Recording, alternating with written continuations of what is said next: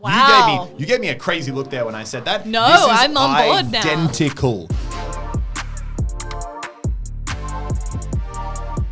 Guys, we are back in the studio today. I actually think it's been about a year. Almost exactly, probably. Yeah, actually almost exactly a year, I think. Yeah. And what a year it's been. If you think back to how the world was, I thought I was going overseas to LA for a bunch of meetings for 2 weeks. 8 months later, entered the country again. And is it called pandemic? Mm-hmm. Yeah. Well, unlike that game, COVID actually made it to Greenland, which never actually happens when you actually play that game. You can never get that fucking country infected. It's awful. Too funny. And then we were back. We were back in the same country and something happened that we didn't tell anyone about at the time. But Elliot, do you want to? Yeah. The two things that got in the way of us being able to actually get back into using the studio was, number one, Grace going to Canada. And then did it happen when you were back or did it happen after? It literally happened the week before I got back. I was going to say very, very close. The office got robbed. Yeah. A bunch of people with crowbars broke their way in and honestly, embarrassingly bad robbers. Yeah. Like actually awful. Like I was watching the video and I was outraged by We didn't talk about it at the time because we didn't want to draw attention to it and the police were investigating it. And so all of us had to keep our mouths shut. But if you follow along with the podcast or the people that we work with in this office, which is like a bunch of the big YouTubers, you probably would have noticed a period where people were either working from home or like went a little bit silent or like had to redo their setups a little bit. And it was because, we were robbed. It was kind of crazy. They came in at like 5 o'clock in the morning, which to me, I thought was kind of a weird time to like try and burgle a place. It was so weird. It was number one, they robbed the place it wasn't 5 a.m. It was 6:30 a.m. Crazy. So literally one of the first people was coming into the building for work as they left. Yeah. So like number one, what the fuck are you doing robbing an office at 6:30 on a weekday, like a work day? People are coming into work. And then also on top of that, they literally, and this is an exaggeration, I don't know if you know this part, they stole a putting green. Like Lannon had just ordered. So funny. Lannon had just ordered like a strip of fake grass with like a little putting hole at the end of it.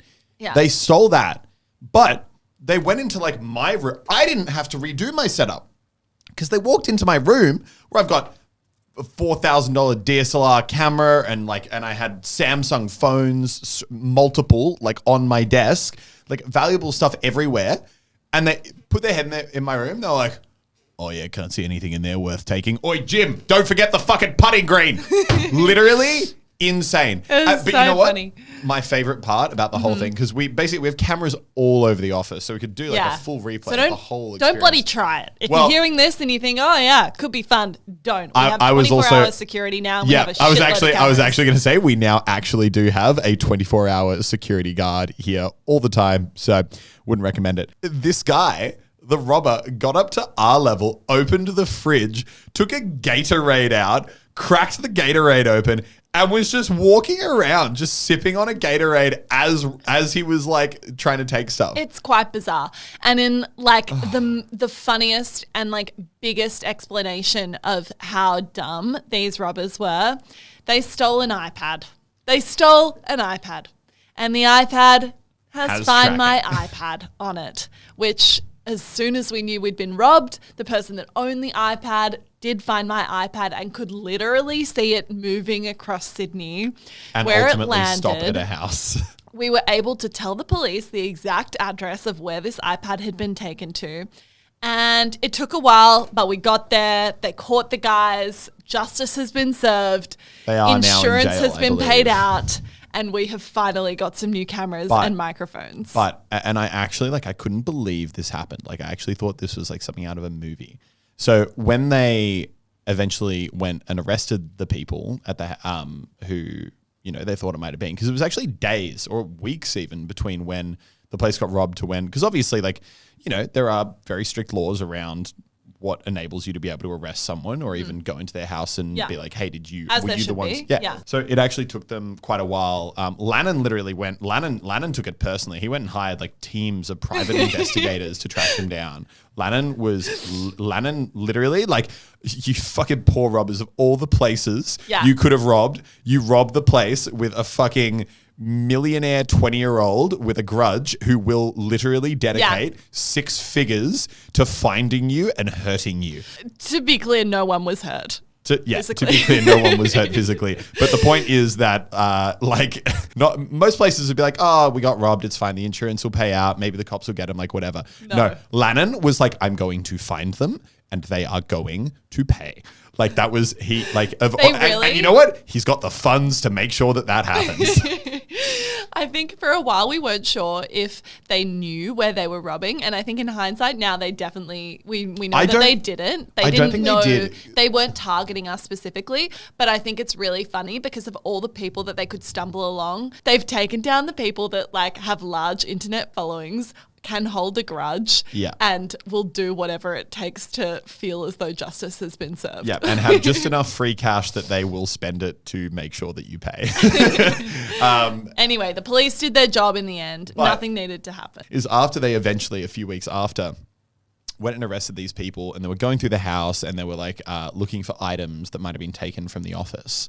And obviously they'd taken, cameras and a bunch of actual stuff. But by the time they actually got to the house, obviously they'd moved it. They'd put it into, sold it. I don't know what the fuck people do when they rob a place. Yeah. But they found one item that was from the office, and they sent us a photo to be like, hey, just confirming this is like one of the items taken from the office.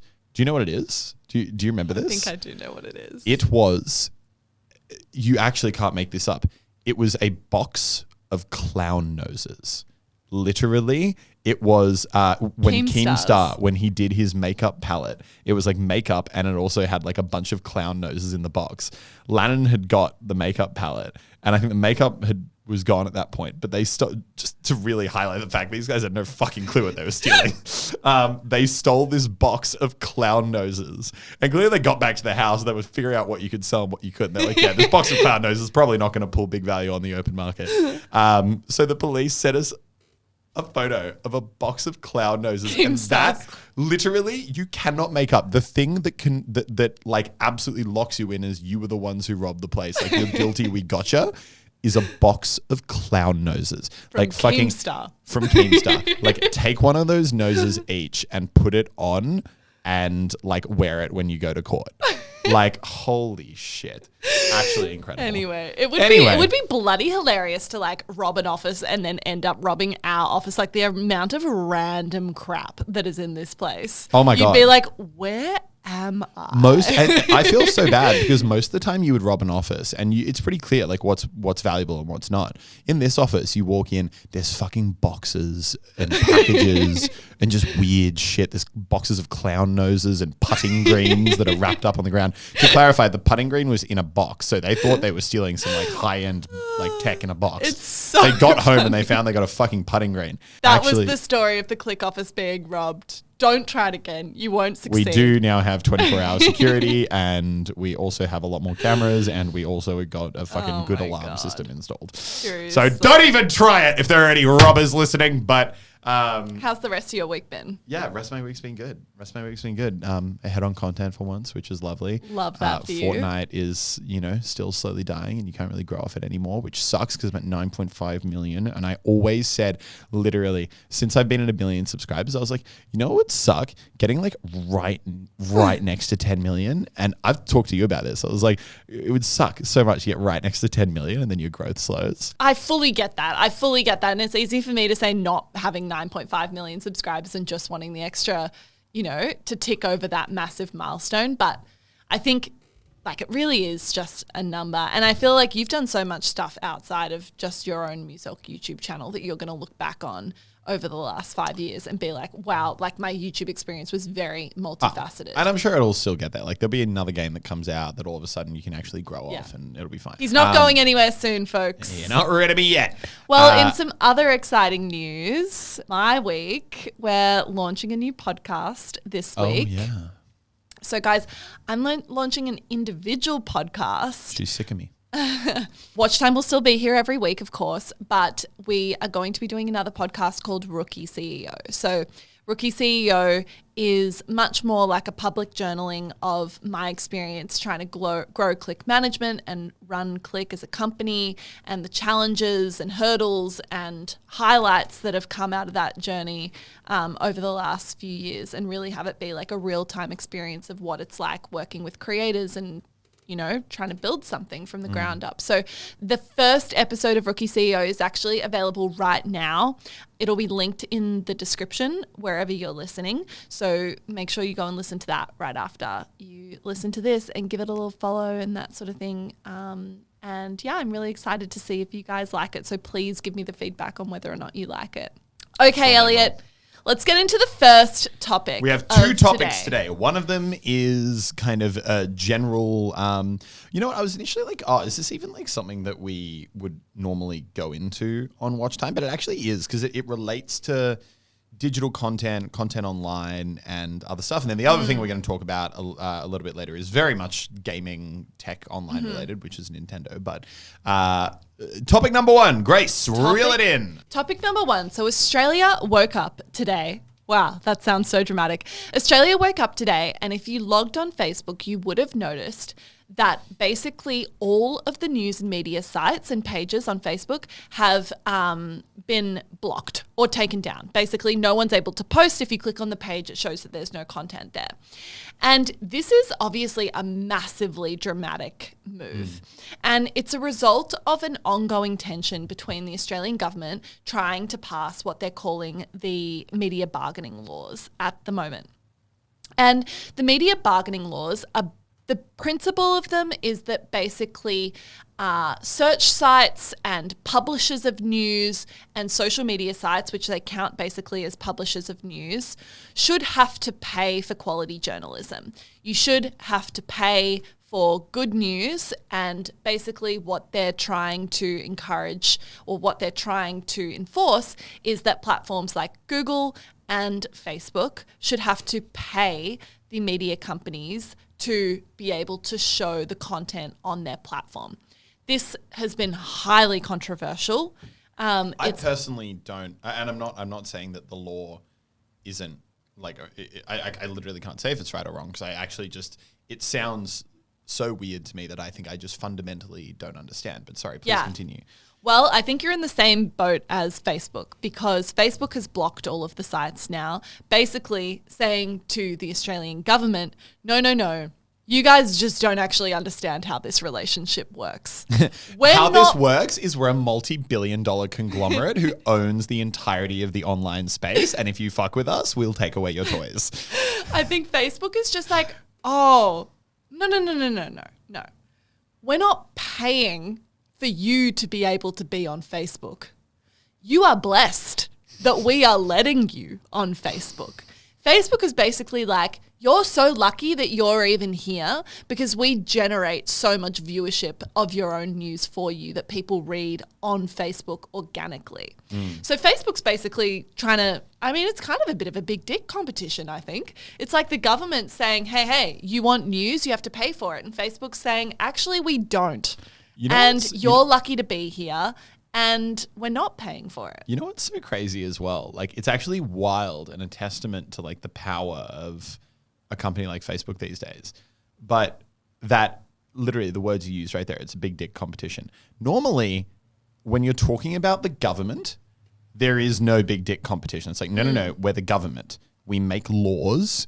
We arrest people. Literally, we own everything. Like, we are the government. Yeah. There is no big dick competition here. If we tell you to jump, you'll jump. Yeah. Otherwise, you're done. But Facebook, one of the very few companies that can actually have a big dick competition with a government. Yeah. Because they're like, no. Yeah, sure, cool. You're a fucking first world country, and you're one of, the like global powerhouses in like a lot of different ways. But also we're Facebook. So basically, Facebook said that last year, Facebook generated approximately 5.1 billion free referrals to Australian publishers, worth an estimated $407 million. And the company said that, however, what it gained from news content was minimal and made up only about 4% of what people see in their newsfeed. So Facebook's basically saying, actually, you're not that important to us, but we should be really important to you.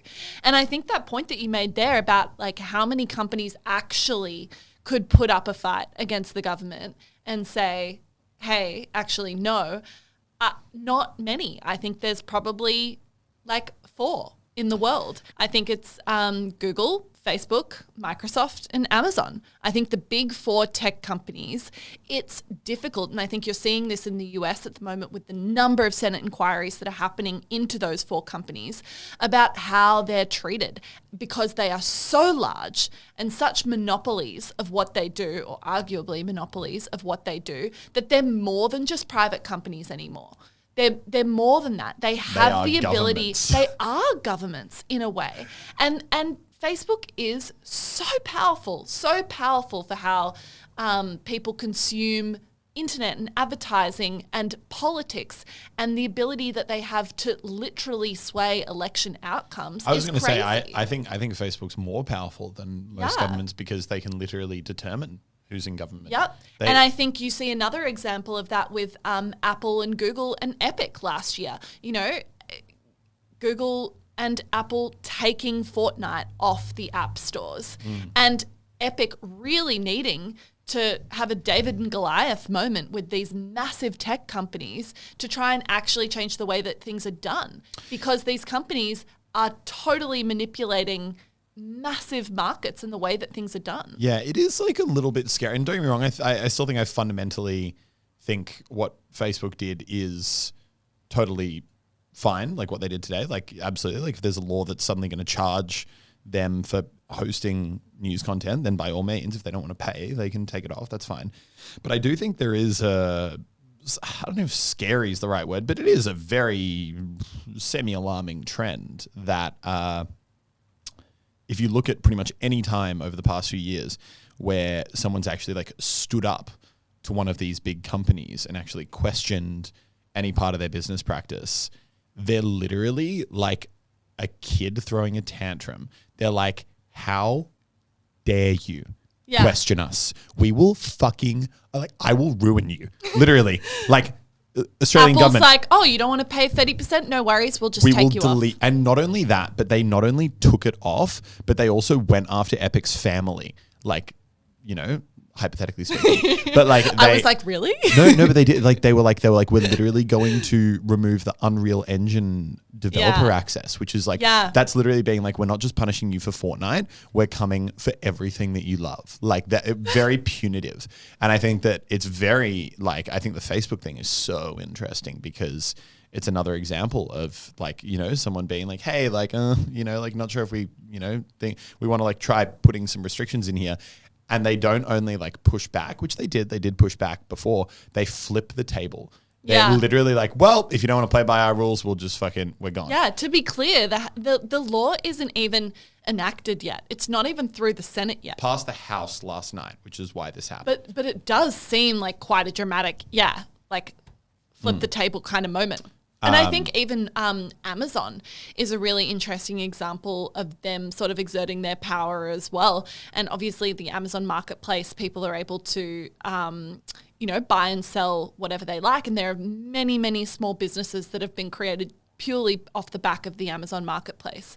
Amazon is now creating a number of private label products themselves where they'll basically copy products. They use all of the data that they have from running the marketplace to understand what's selling well, what's not selling well, and then they're able to create products at a cheaper price themselves and sell them. So they're basically ruining the competition of the small players on their own platform by using the data that no one else has access to create products for an audience.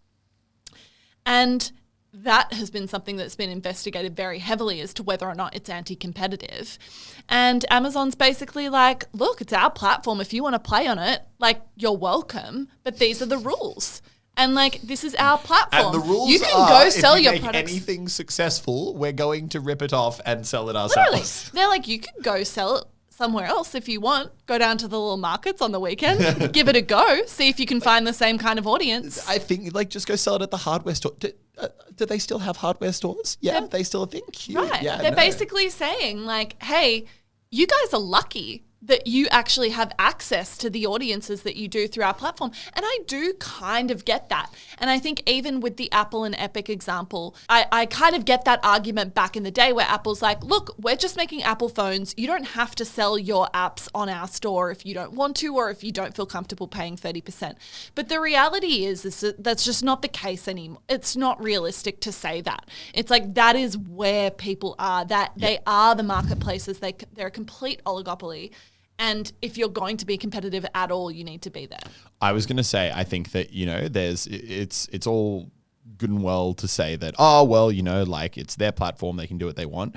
But I think one thing that is always been fundamental and very understood is capitalism is, best system that we've found so far, because, most of the other ones kind of exploded and led to deep corruption in socialist states. But like capitalism is the best system we've found so far, but it is also absolutely not perfect, and it definitely needs regulation. And these are good examples, like the Amazon topic you brought up. Very good examples where it is needed. Like you can be like, okay, no, it is your platform, but also especially more than ever now, we're in this digital age where this is all stuff that never happened before, because there was never this level of connectivity before. So there was no way for a single company to build the power that these companies now have. But they literally, like, it's kind of like if you look at each individual like segment of our society, Amazon with literally like purchasing anything from food to products to clothes, that is by and large, that is what the world goes to. Yeah. Same with connectivity, news, communication, Facebook,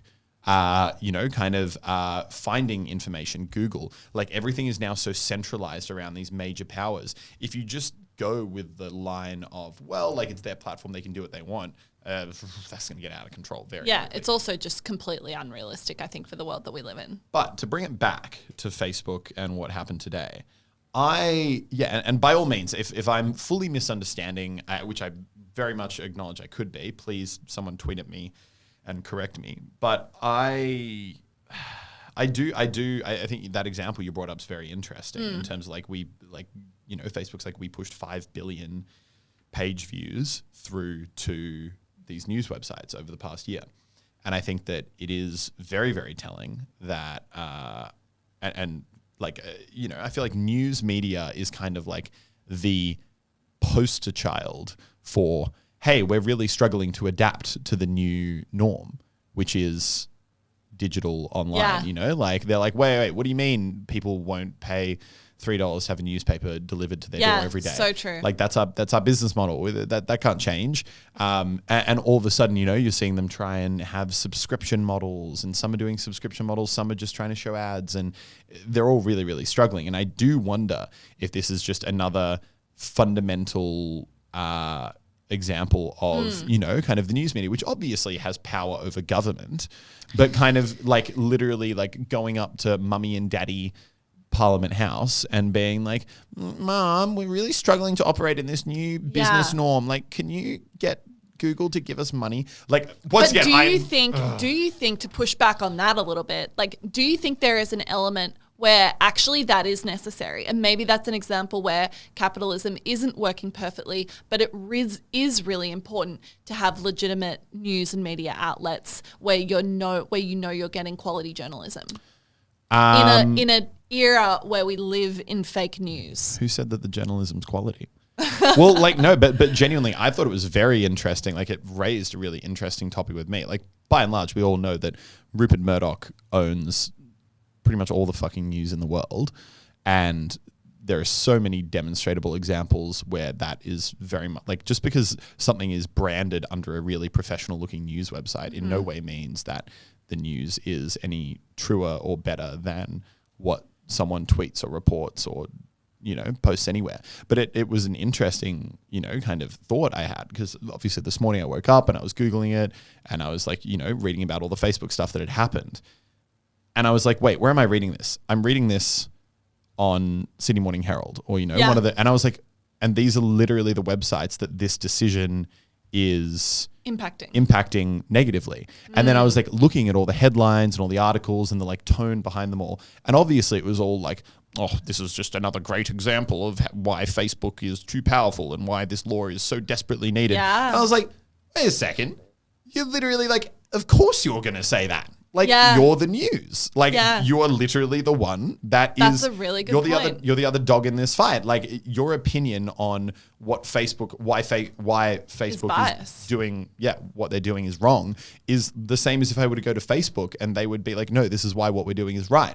Like, you're literally the polar ends of this topic. And I can't go to either one. But I also think, though, I think it's, because don't get me wrong, like the news websites will be like, oh, but Facebook's getting value from our articles. Absolutely true. But that's why I thought that point you brought up before was interesting.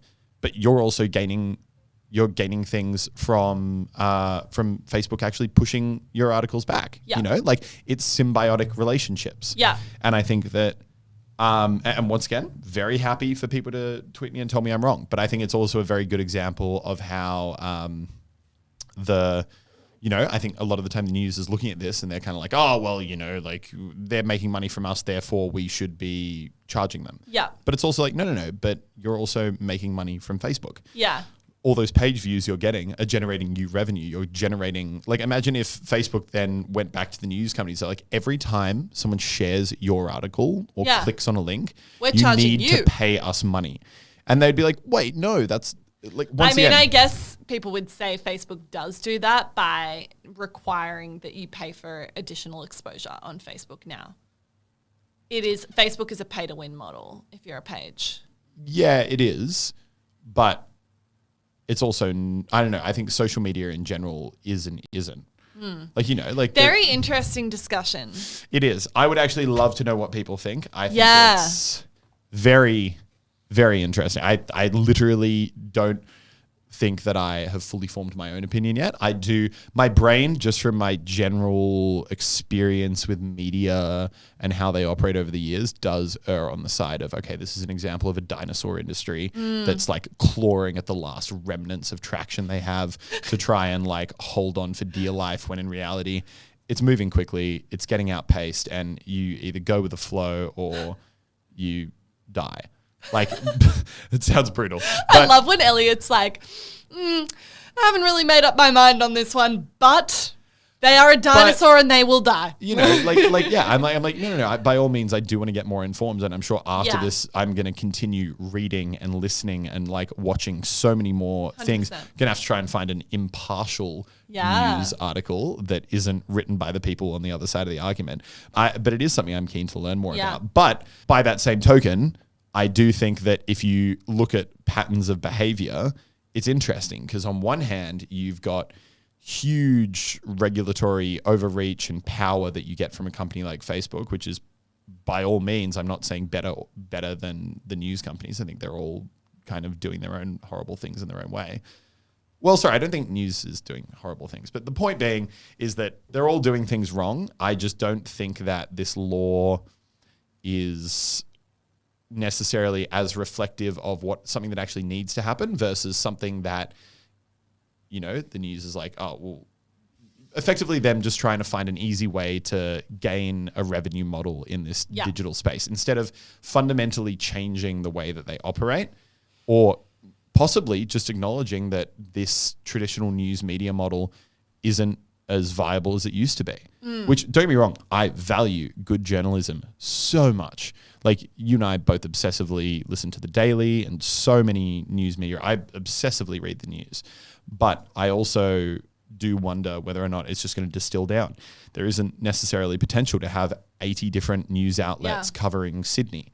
It's like, no. At the end of the day, the demand, the choice that people have now is so broad, and they're able to access so many different sources. And a lot of the time as well, due to general distrust of the media, people are going to news media outlets less and less, and they're more looking for more like,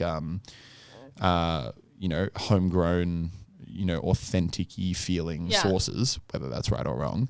And whether or not it's just a dying model and this is not being done for the right reasons. But very keen. Interesting. to I'm learn and really read interested more. to see what will happen. Yeah, and this is actually very interesting globally because this is, I think, the reason that Facebook and Google, they went so hard when this law was getting pushed. Like Google and Facebook, the pushback was insane. Yeah. Google was messaging and emailing and running ads. They literally had full ad campaigns. I would browse Reddit and there would be an ad campaign made by Google telling me why this law, why the proposed law is bad.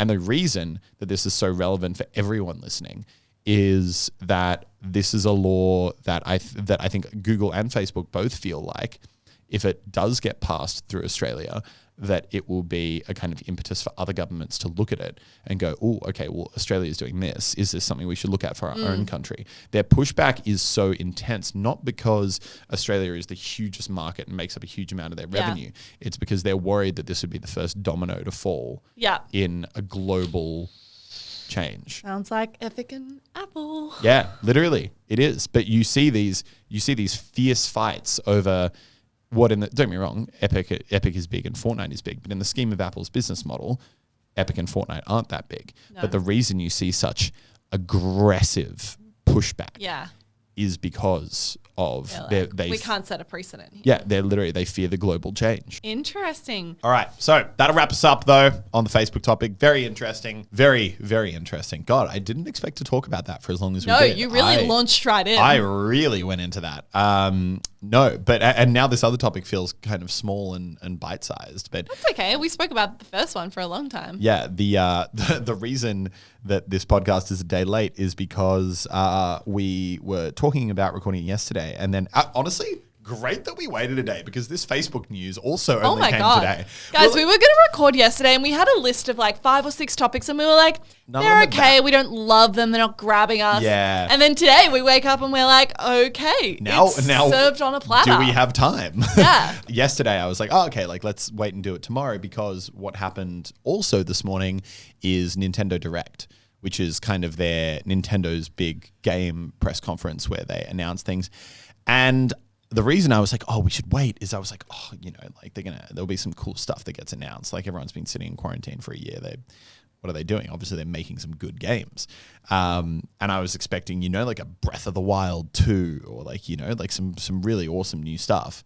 And I'm sorry if there's any Nintendo stands out there who are going to hate me for saying this. I was pretty underwhelmed. They announced like some remakes of some old games, like Skyward Sword, like some HD remakes of classics, and that was kind of cool.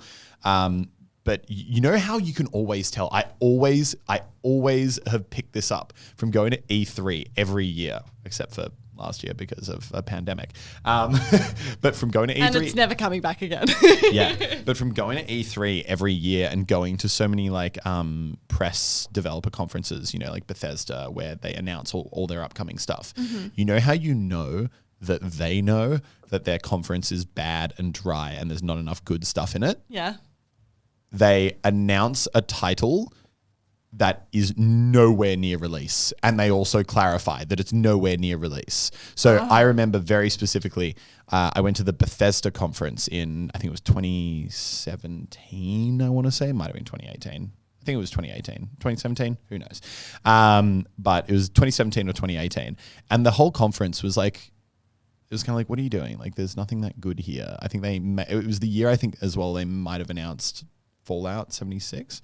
But yeah, they didn't announce anything that good, and it was wholly underwhelming. And then at the end, they showed this like brief cinematic shot of Skyrim being like, which is obviously one of their most successful IPs, or I think their most successful IP, being like new Skyrim game in development. And it was kind of like, there was no gameplay. It was literally a shot of mountains with a Skyrim logo on it. And they were like, yeah, like it's in the works. No announcement date yet. I'll tell you what. How far in the works? 4 years later, and there's still no announcement date on that game. Oh my God, really? Yeah, literally. Like it's such a classic developer thing when you're doing a conference and you're like, oh my God, man, like people are gonna be so underwhelmed by this. They're like, quick, what's something we've got that's like way far out? What's on the whiteboard right literally, now? What's on the whiteboard that people will get hyped for? They're like, I mean, like hypothetically, we're gonna make a new Skyrim game. They're like, good, announce it. it. Like literally, and that is exactly what Nintendo did. They announced Splatoon 3 or is it Splatoon 2? I don't know. They announced a new Splatoon game and immediately qualified it with, just so you know, this thing is like super early, like no announcement date yet, like very, very far out. You've got a while to wait, but it is in the works. And here's a cool photo of the game. And you're just like, oh my God, like literally most of the point of these is to like obviously hype up like things What's that are going to coming be this year. Yeah, and to get people like, you know, putting money aside for something that they're going to want to buy. If you're announcing something that you don't have a release date for, even close to, like you are acknowledging the fact that you are desperate for anything to talk about. And Nintendo was pretty desperate. I think there was maybe a Breath of the Wild expansion, which is cool, don't get me wrong. But I don't think they really had anything that blew anyone's minds. How important do you think the developer conferences are these days? Because I feel like they used to be massive highlights of the year for a lot of game enthusiasts. And now, you know, not everyone's doing them. Some of people are doing them to different extents. Just because we don't get to party in LA doesn't mean that they're not cool. No, I still think that that companies value them quite a lot. Like if you still look, every company does them. Mm-hmm. I think companies more and more, though, are realizing that the traditional put up a booth at E3 that you spend $8 million on, I think that model is kind of dying down a bit. Do they ever release viewership numbers of the conferences? Or like, I mean, a lot of the time they're pretty transparent because they're streamed. Right. Like a lot of the time they're quite transparently streamed. I just think it's interesting to think about the difference between, you know, where is the main consumers of these things coming from? Like when you mentioned before, you were like, oh, the purpose is to get people hyped for the year ahead, have them be putting aside money so that when games release, they have that ready to go. Like how many people do you think in reality are actually doing that? Or how many people do you think are the casual gamer that, you know, isn't going to care about the release of a game until they see it on a billboard or on the side of a bus? I mean, I do think there is a huge element to building hype around something over a period of time. Like I think, you know, Cyberpunk's a good example of that. True. They were showing that for, you know, intensely showing that off for about they announced it like 7 years before, but they were intensely showing gameplay and other elements for about 2 years in advance. And the hype that built through that was huge. And I also, but I think, I think it's just effectively just going to be moving more digital. I remember I had a really interesting conversation with someone at one of these. He worked for EA and we were talking about the booth that they'd put on. And I think there was like a mini blimp floating around in the convention center that had like the branding for a certain game on it. And this is something that the convention like marketed as a product. They were like, hey, like if you want, like there's going to be this blimp going around, we'll put your brand on the blimp as it's floating around. And he like pointed up at the blimp. It was like, you see that like little floating balloon? A blimp is a very generous term. It was like 3 meters long, maybe. Okay. And he was like, you see that blimp there? And this is at a small Australian conference. This wasn't at like E3. So like maybe like a couple of thousand people in attendance, very small. It was like, you see that blimp there? And I was like, yeah. He was like, what do you reckon like it costs to put your logo on it? And I was like, I have no idea. And he was like, $80,000 for the day. And I was like, bro, there's like 1,000 people here, maybe. Like, what's your cost per view on that? And then, you know, we got talking about like booths and how much booths cost. And I was doing like, you know, very like on the fly rough numbers, but I was being like, okay, so you're telling me the booth cost X and you're telling me that you only get, and I always thought the number would be way higher, but I was talking to someone at E3 and this is the EA booth at E3, but like just the cost per view, you know, I've talked about it, but yeah, it's the cost per person that comes through. And I think more and more they're just realizing that, like I talked about last week, because you're right, the cost per person that comes through those booths is huge versus like in a digital online world, you can share it and you're not spending anything on setting up some elaborate booth. But to get back to Nintendo being a disappointment, awful conference. Didn't really like it at all. But do you think that's going to be a controversial opinion, or do you feel like everyone will feel that way? Nintendo's a very interesting company. It's a very interesting company. And I think this is the other topic we were keen to talk about because I think that more than almost any other company out there, they have some of the most intense fans in the world. Like if you like Nintendo games, you love Nintendo games. You're like, did you just besmirch the name of Mario? I will hurt you. Like most people who love Nintendo, they fucking love Nintendo. And I think Nintendo is so interesting because they operate so differently to any other company. And in many ways, at least in the game development side, I admire them so much. Like when Nintendo is kind of like what Valve used to be, which is, or sorry, no, you know what? It's like what Blizzard used to be, or still kind of is actually, to be honest. I don't think they've fully lost it. But when Blizzard announces a game, they're like, we're making this game, you're like, that's going to be a good game. You know, you're kind of like, you're like, you guys aren't going to half-ass this. Yeah. You are going in and you're going in hard. Yeah. And even if it means the cost of the project is going to triple, you are going to do it properly. Yeah. You know, you look at that with like Breath of the Wild. Like I watched some behind the scenes developer videos. They went hard. They're building full prototype 2D top-down pixel games to simulate gameplay elements that they might want to include in the final product.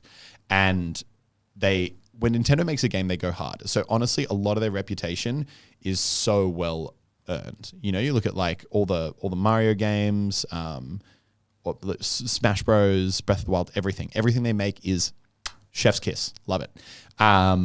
But the last topic I just wanted to segue in off the Nintendo conference and get your thoughts on is, and I believe they are slowly reversing this now, and they've kind of gone through stages.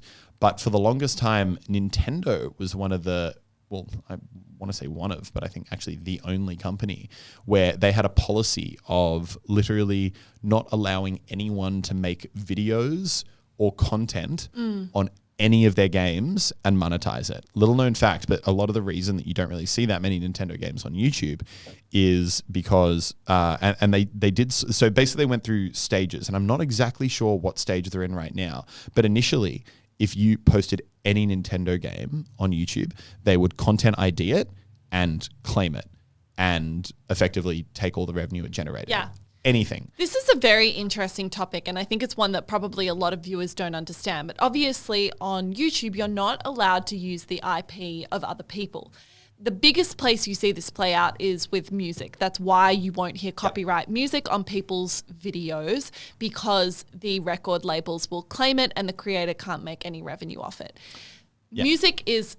Music and sounds in general is basically the primary place you see this done.